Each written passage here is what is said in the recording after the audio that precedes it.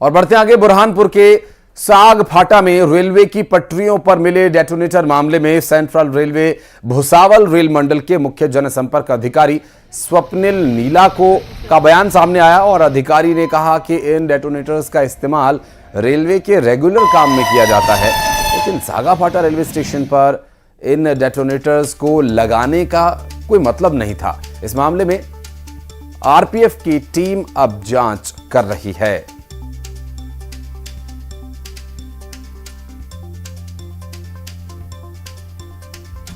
सागफाटा station के पास में कुछ डिटोनेटर्स ट्रैक पे लगाने का मामला 18 तारीख को घटित हुआ है।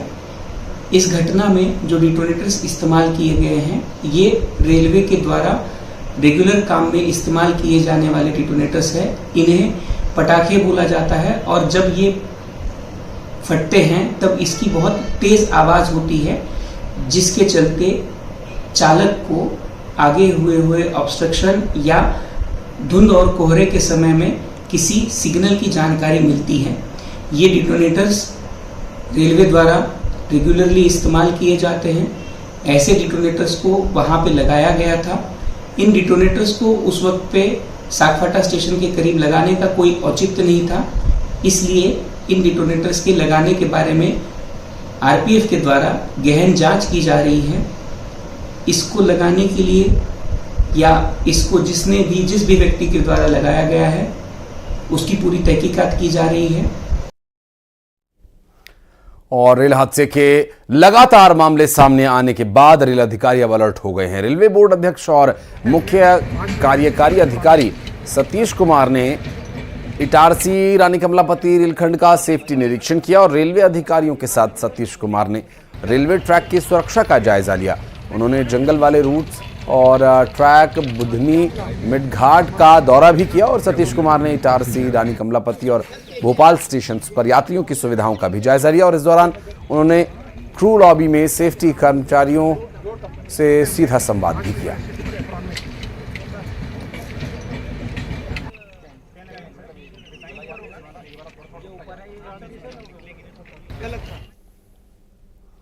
और गुना में न्यूज 18 की खबर का बड़ा असर हुआ। धर्मांतरण मामले में बड़ी कार्रवाई की गई। आपको बता दें कि धरनावदा थाना में 5 आरोपियों पर मामला दर्ज किया गया।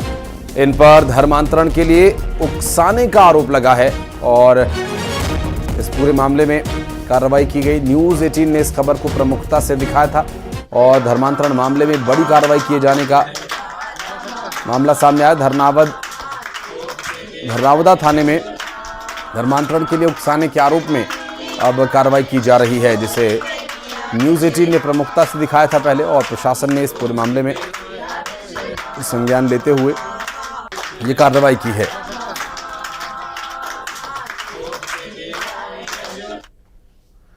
और पन्ना पुलिस ने दुबई से चलने वाले अंतर्राष्ट्रीय ठग गिरोह का भांडाफोड़ किया। पुलिस ने गिरोह से जुड़े 5 सक्रिय सदस्यों को देश के अलग अलग राज्यों से गिरफ्तार किया है। ये गिरोह टेलीग्राम से लोगों को कम इन्वेस्टमेंट में ज्यादा मुनाफा देने और एक का डबल करने का लालच देकर ठगी किया करते थे और ठगों ने पन्ना जिले के पवई थाना के एक शख्स से 2.5 लाख रुपए से ज्यादा की ठगी की वारदात को भी अंजाम दिया था।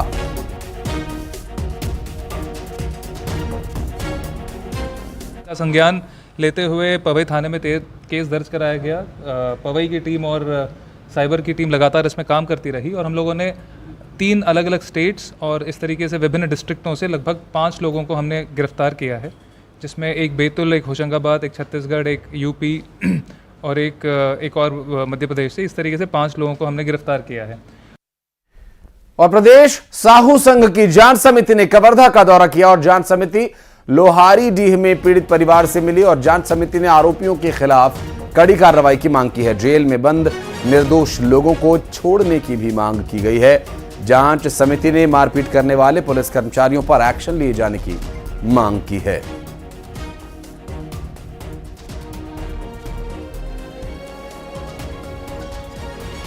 सामाजिक व्यवस्था के लिए आए थे। उस गांव के घटना के बारे में जानकारी नहीं था। ऐसी पेपर के माध्यम से और जिला साहू संघ के माध्यम से सुने थे। आज खुद मुआयना करने देखने आए थे और वहाँ देखे हैं आज तीनों परिवार बहुत पीड़ित है, गांव बहुत दहशत में है और हमारा पहला फर्ज बनता है उस गांव को एक करना। और बलौदाबाजार पीड़ितों से बघेल की मुलाकात पर बीजेपी ने सवाल पूछा कि वो बिरनपुर क्यों नहीं गए थे। अमित चिमनानी ने कहा कि भूपेश बघेल अब तक नहीं बता पाए कि जब बिरनपुर में हत्या हुई तो वो क्यों नहीं गए मिलने। दुर्ग में एक सिख की हत्या हुई तो मिलने क्यों नहीं गए। मानवता इनके मन में नहीं, ये केवल राजनीति कर रही है। भूपेश बघेल जी आज तक नहीं बता पाए कि जब ईश्वर साहू जी के बेटे की बर्बरता से हत्या हुई तो वो बिरनपुर क्यों नहीं गए। उनकी पार्टी का कोई नेता बिरनपुर नहीं गया। जब भिलाई में हमारे सिख भाई की भारत माता की जय बोलने पर गला काट के बर्बरता से हत्या की गई, भूपेश बघेल जी नहीं गए, कांग्रेस का कोई नेता नहीं गया। मानवता इनके मन में है ही नहीं। आज भी ये जो जा रहे हैं बलौदा बाजार या कहीं और, वो राजनीति करने जा रहे हैं।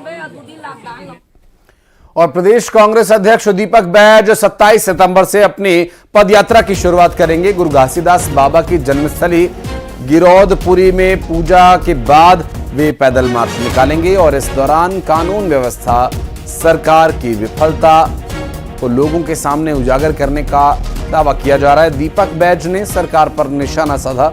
उन्होंने कहा कि सरकार सीरियल किलर की तरह काम कर रही है, समाज के लोगों को टारगेट किया जा रहा है।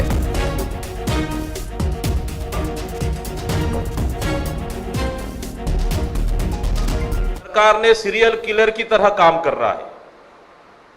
सीरियल किलर इसलिए इस सरकार में आदिवासी समाज सुरक्षित नहीं है। आदिवासी समाज को लगातार फर्जी एनकाउंटर, राजधानी में आदिवासी छात्र की मौत होती है, हमारे बैगा आदिवासी की मौत होती है, 19 आदिवासियों की मौत होती है। तो इस सरकार ने आदिवासी सुरक्षित नहीं है, इस सरकार में अनुसूचित जाति सुरक्षित नहीं है, इस सरकार में अब साउ ओबीसी और साउ समाज भी सुरक्षित। और इधर दीपक बैज के बयान पर बीजेपी ने पलटवार किया और उनकी पदयात्रा पर तंज कसा। बीजेपी नेता अमित साहू ने कहा कि कांग्रेस सरकार में पुलिस के हाथ हथकड़ियों में जकड़े हुए थे। आज बीजेपी की सरकार में लापरवाह अधिकारियों पर तुरंत एक्शन लिया जा रहा है। कांग्रेस का यात्रा से भला नहीं होगा।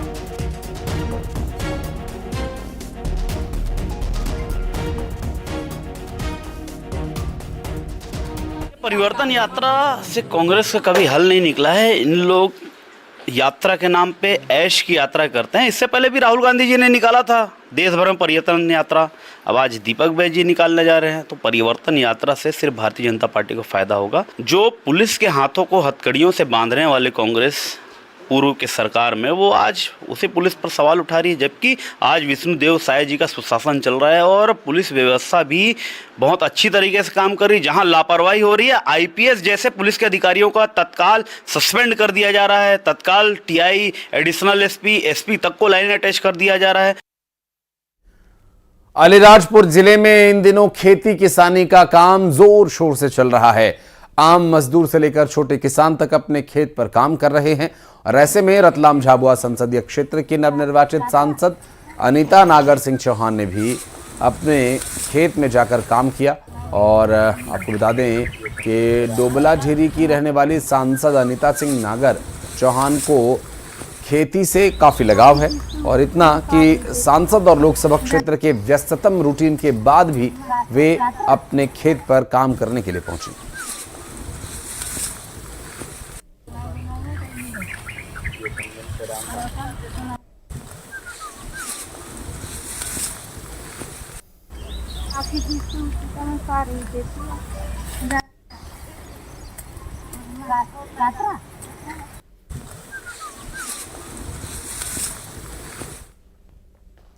और कोरबा में सांप के काटने पर एक किसान के बेटे की मौत हो गई।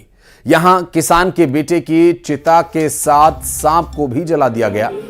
किसान के बेटे को सोते समय सांप ने काट लिया था। और आपको बता दें कि घटना बैगामार गांव की है। और यहाँ रुक एक छोटे से ब्रेक के लिए खबरों का